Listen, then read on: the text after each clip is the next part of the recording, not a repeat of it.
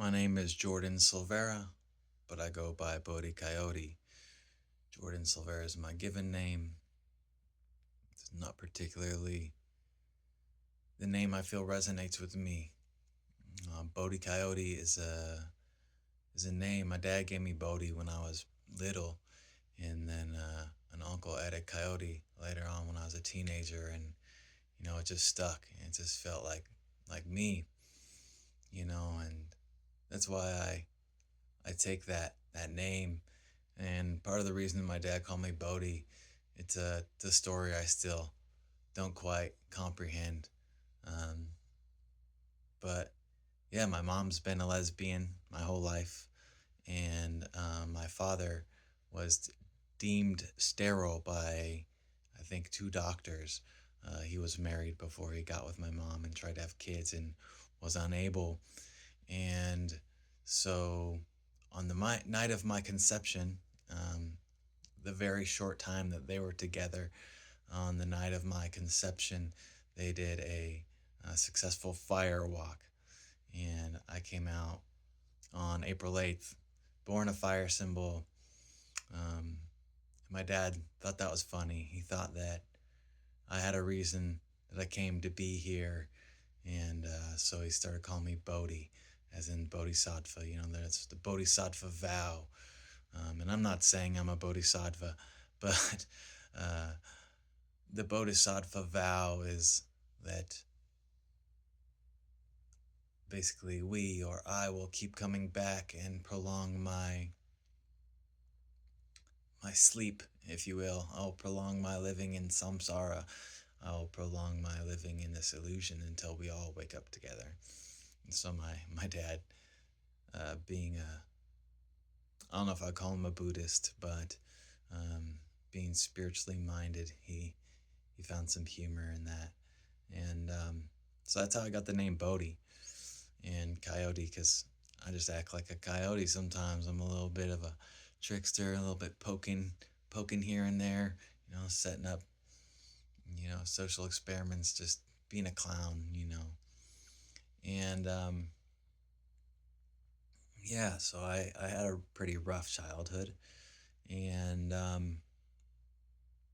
experienced some sexual abuse when I was little, a lot of enmeshment, a lot of violence, um, a lot of gaslighting, and this was echoed in a lot of my artwork as a child. I drew very violent things, and I've always questioned what that was about, and took responsibility for it, and just really thinking, maybe not taking responsibility, but like taking blame for it, blaming myself for it, might be a better way of putting it, and really believing that I was bad. I was always getting in trouble for it and sent to the principals and this and that for the art that I wouldn't stop creating. And you know, it just kept, violence became a theme in my life. And at the age of 13, I went to juvenile detention for stealing again over some gang related stuff. I thought I needed it. And later, you know, the aggression and the violence and my anger and rage just continued until at the age of 19, I stabbed this biker. Um, there's lots of Nazi um, symbols tattooed on him, and I thought that meant he deserved to be hurt, and I was under the impression that the way to get one's power back is through violence. And I thought that if I was to act with violence against someone I felt deserved it rather than someone, my father acting with violence against me, I thought that's how you did it, and I wasn't willing to do it against a innocent. Um, So I basically tried to find someone I could get my power back from because that's where my mind was. That's how so twisted up I was. I Violence was the language that I knew. That was my primary language. Even when I was little and started drawing those violent pictures at like 7, 8, I think maybe younger, I would draw, pretty gnarly stuff and yeah, so basically I hurt this man for no real reason other than believing that him having these tattoos and um, acting like a tough guy and being part of a biker gang and this and that and being an older person to me. um, what I saw later when I was in prison for this was that I projected my father onto this man, and yeah, it really was trying to get my power back from my dad.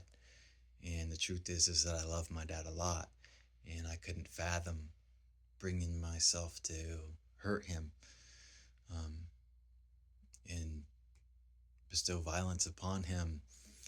And so, yeah, at the age of 19, um, I stabbed this man, and he almost died. And at 21, I was found guilty for assault one and was sent to prison for 119 months, 1 month under 10 years. And in prison, well, this whole situation, as you can imagine, was quite the wake up call for me. And I realized, like, I'm not the karma dealer. This isn't the life that I want to live. And I learned that so selfishly by passing judgment on this man who I had no right to pass judgment on. And so at the age of 21, I went to prison for 10 years. And that was the beginning of my choosing to be on my spiritual healing journey. And I began to see not all of, I began to slightly see some of these matrices that I had been in and some of the confusion in the way that I was seeing the world that was so inaccurate and so based upon these primal ideas of power dynamics and violence and domination and submission. And I felt like I couldn't get out of it. And even prison, there's that drive to be aggressive and to be make sure that no one hurts you. And so I had to ride the line of like protecting myself and staying safe by my own hand while also choosing a more peaceful path in my heart. And so I did everything that I could to step off of that violent path, that path of violence. Because so many times in my life, it just fucked me over in so many ways. And it's like karma, like literally karma happening in real time, where because I believe that something is a certain way, then it becomes that way. And that dynamic happens because of my beliefs in it. And so prison really became my point of looking inward very deeply and trying to understand my trauma. The trauma piece didn't even come till later. It was just trying to understand me. And I couldn't understand why I was like that. And as prison continued, and I just kept diving into my spirituality and doing spiritual bypassing, even like saying like it's okay, like even using this spirituality as bypassing the trauma. Eventually I got to the point where I started to like acknowledge what was inside of me and realize like my art as a child was that attempt at my unconscious to process this deep violence that is intergenerational, deeply intergenerational. And I know that just because it came down to me doesn't mean that the person that laid their hands on me is actually to blame. And it's almost like no one's to blame. It just it just happened somehow. In the It's just an unconscious thing. Like when rage takes over, that person isn't in control anymore. The rage is. And I've had to find forgiveness in this. And in this recognition that things just happen unconsciously and they don't make sense, but that it's become my responsibility to become conscious of them and to choose to stop them. And I learned that a very difficult way. But at the same time, I cherish all of the trauma and everything that happened because it's what allows me to show up for other people that have gone through that. And if I hadn't have gone through it, then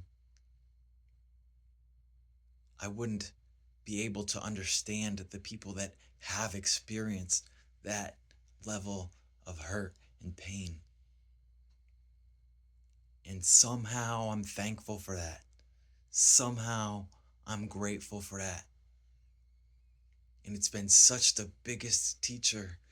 Pain and suffering has been my biggest teacher. And as difficult as it is to say, I'm thankful for it. And to get back to my story, yeah, I spent all my time in prison trying to better myself, trying to process all of this through art and poetry and writing. And I got to do a lot of cool things. I got to be the drum carrier. I got to learn prayer songs and pray in sweat lodge in prison. I got to learn how to pour sweat in prison. I didn't grow up with those ways. I probably wouldn't have learned that if it wasn't for me going to prison. And that's some of the deepest, most profound experiences of my life. And that spiritual path has spoken to me so deeply. And I just can't express my gratitude enough, and not to stand in a victim mode. That's not what I mean, but to be persecuted and to have all of this pressure rain down. In some way, I deserved it. In some way, I called that in. I asked for that. But that's okay. That's what needed to happen. And I am so deeply sorry to the man that I hurt, to all of the people that I've harmed in my life. I'm sorry for that. And also, I just have to keep coming back to like everything is a learning opportunity, everything is a teaching opportunity. And I just try to put myself in the role of the student over and over and over again, because learning is what I came here to do. Learning is what all of this has been about. Growth. And this has all been pressure for my growth. And if I can't be thankful for that, what can I be thankful for? The opportunity to grow and expand? Nothing compares to that. And that's what life is all about. And I just have so much gratitude for that. And to be in this position to be of service and to help others and to empathize and have compassion is something I probably never, I won't say never, it's something that would have been so much harder to come by if I didn't experience all of that deep, condensed, encapsulated pain and suffering. And at the same time, I just can't stop. I can't say it enough. I know that I need to be grateful for it. And I know that it's for a bigger reason. And there's more to my story. And it's time that I share it more freely and with this conviction that I have for the reverence and gratitude that I have for the ways that I've been hurt, because it's shown me how I've hurt others. And nothing can compare to that. It's like if we think that something is effective and we don't understand that we're harming somebody, right? Let's think of a totally self absorbed adult. If the child is yelling at you and talking back and you smack it, it stops. That's effective. That's effective for an unconscious person, and that's all that they can think about. That's how trauma occurs. Everyone is doing their best, and I know that's a hard thing to swallow, and I still struggle with it myself. But it's just, we have to become conscious of the ways that we're being unconscious and the ways that we are unconsciously causing harm.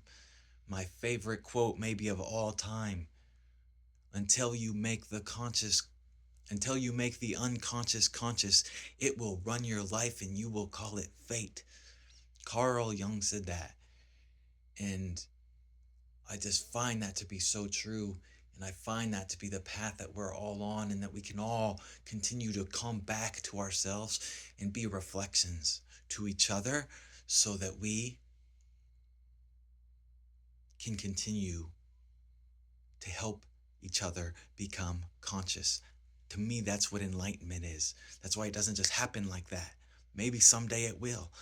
I hope, right? But really, it's like we're all walking each other home. We all got to do this together. We are all sacred mirrors to each other. We are all healers. And I think that it's time that we come back and accept that and know that and be that for one another. The more that we step into our power, the more we can help others step into their power. The more that we can model that it's okay to be you, that it's okay to be you in your authenticity, that allows other people to take that influence in, and it can change them deeply.